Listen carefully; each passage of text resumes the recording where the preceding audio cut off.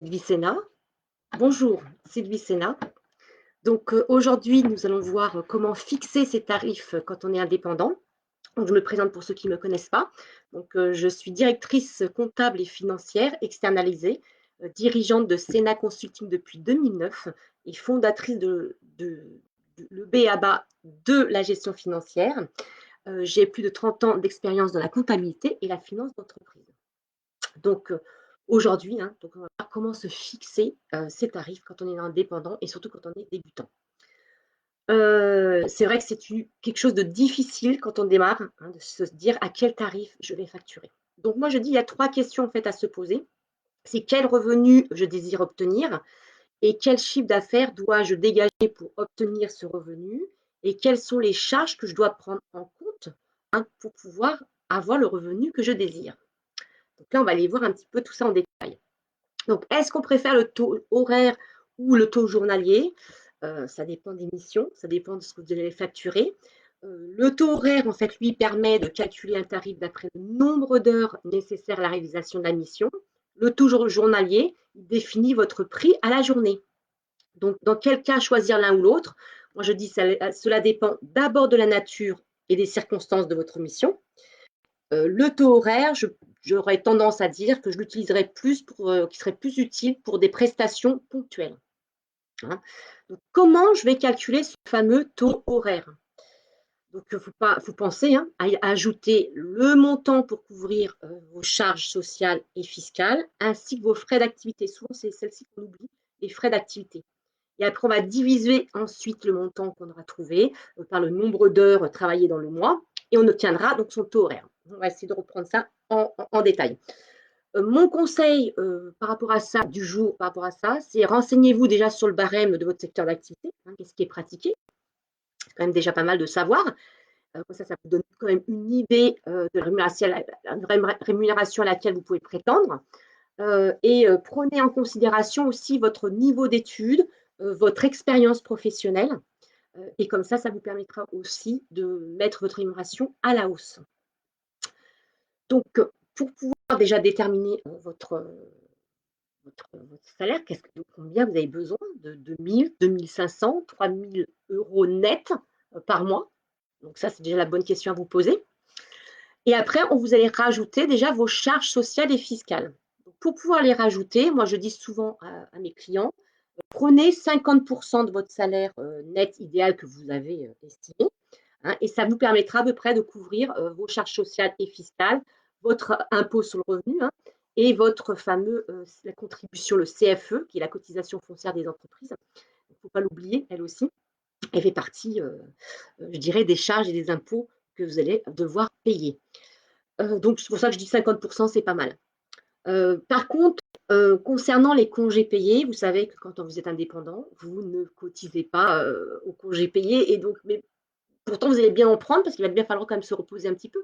On ne travaille pas non plus, 365 jours, hein. Donc moi, ce que je préconise souvent, c'est de mettre de côté, au moins 10%, de votre chiffre d'affaires, de côté, qui vous permettra de partir en congé. Donc ça fait comme si vous étiez un petit peu salarié et que votre patron, vous reverse ces 10%. On va je dirais, travailler dans ce sens-là, hein. Il faut rajouter aussi, vos frais inhérents à votre activité. Donc là, c'est, vos fournitures de bureau, papier d'imprimante, cahier, stylo, votre ligne internet si vous avez une, votre forfait téléphone mobile, si vous en avez aussi, vos déplacements chez le client, si vous devez vous déplacer. Donc essayez de faire une estimation. Vous dites: «Bah, voilà, moi je vais travailler autour des 20 kilomètres autour de chez moi ou 50 ou 100, je ne sais pas». Donc c'est vous qui déterminez un petit peu votre secteur, je dirais, de déplacement et donc du coup, prévoyez, le minimum et le maximum, de ces frais, combien ça va vous coûter. Rajoutez aussi tout ce qui est achat de matériel, si vous avez besoin d'une imprimante, si vous avez besoin de changer de votre ordinateur, d'une souris, de la batterie de l'ordinateur, vous voyez, ce genre de choses. Et aussi, ce qu'on peut oublier des fois, c'est si vous avez besoin de documentation technique, pensez-y. Si tous les ans vous devez racheter des abonnements ou des livres pour votre métier, de penser à les intégrer, dans votre calcul. J'ai envie de dire, en général, on pourrait plus ou moins dire que ces frais de fonctionnement, représente à peu près 30% de votre travail estimé. Donc, on va dire ça à peu près comme ça, ou un petit peu moins, voire ou 10%, ça dépend vraiment de votre activité, si vous avez beaucoup de frais ou pas de fourniture ou autre. Donc, c'est ça qui est aussi qui est important de prendre en compte. Surtout, il ne faut pas les oublier, vos frais de fonctionnement, donc bien les prendre en détail, bien les lister, être sûr de rien oublier, parce que sinon, vous risquez qu'à la fin du mois, ça risque d'être difficile, parce qu'il n'y aura peut-être pas assez de trésorerie pour pouvoir payer vos fameuses frais de fonctionnement. Donc, pensez-y de bien checker, d'avoir une bonne liste et de bien tous les reprendre pour être sûr de rien oublier. Ce qui est intéressant aussi, c'est de prendre en compte par rapport à votre temps de travail, parce qu'on sait que si on travaille tous les jours, on aura en gros sur 21 jours, 67 on va dire, on va arrondir à 22 jours ou 21 jours par mois. Moi, je m'enlève toujours un jour de plus, je me garde un jour pour moi, 21 jours à peu près. Et il faut enlever à peu près 30% qu'il faut compter de jours pour votre comptabilité, déjà pour ranger vos documents, pour imprimer vos factures, pour les envoyer au comptable, si vous avez un comptable, pour toute la partie prospection, parce que bien évidemment, il y a une grosse partie prospection, ne pas l'oublier aussi. Donc, du coup, en fait, sur 21 jours, vous ne pourrez pas facturer 21 jours de travail à vos clients. Donc, obligatoirement, vous allez vous retrouver à travailler moins pour votre clientèle, donc facturer moins. Donc, en gros, on doit dire que ça représente à peu près 15 jours que vous pourrez facturer par mois. Si vous faites 21 jours multiplié par 30%, on tombe à peu près sur 15 jours par mois de facturation. Donc, je vous donne un exemple, je prends un exemple au hasard. Si vous voulez une rémunération mensuelle à peu près de 2 000 € net par mois, dans ce cas-là, pour pouvoir compenser vos charges, vous allez faire multiplier par 2. Donc 2 000 multiplié par 2, vous allez tomber sur 4 000. Et pour ce que j'appelle la prime des congés payés, donc votre prime de vacances, pour pouvoir prendre vos congés, je prends 10%. Donc j'ai dit, donc 4 000 multiplié par 10%, vous allez tomber sur 400 €. On rajoute, donc on tombe sur 4 400 €. Et là, vous allez rajouter vos frais de fonctionnement, vos charges de fonctionnement pour votre entreprise. Là, je suis partie sur un exemple, on peut prendre à peu près 350 € par mois. Quand on a une petite activité comme moi, libérale, on va tomber sur 350, 400 € par mois. Donc, je vais partir sur 350. Donc, ce qui peut me faire du 4 750 à peu près. Donc, de là, je vais calculer mon tarif journalier.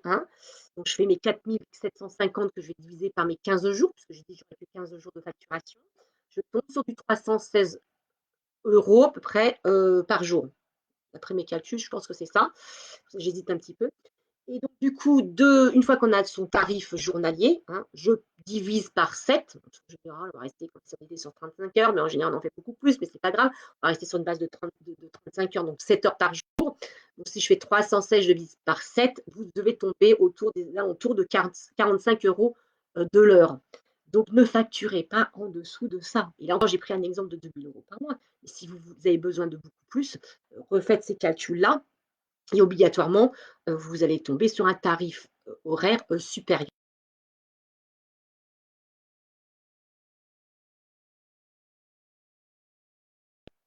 Partez de ce côté-là, dire quel revenu j'ai besoin pour mon activité. Et là, vous faites le cheminement, le calcul que je viens de vous donner pour trouver exactement votre bon tarif horaire et votre bon tarif journalier. Donc, j'espère que ces petits conseils vont vous être précieux et je vous dis à très vite pour une prochaine vidéo. Merci.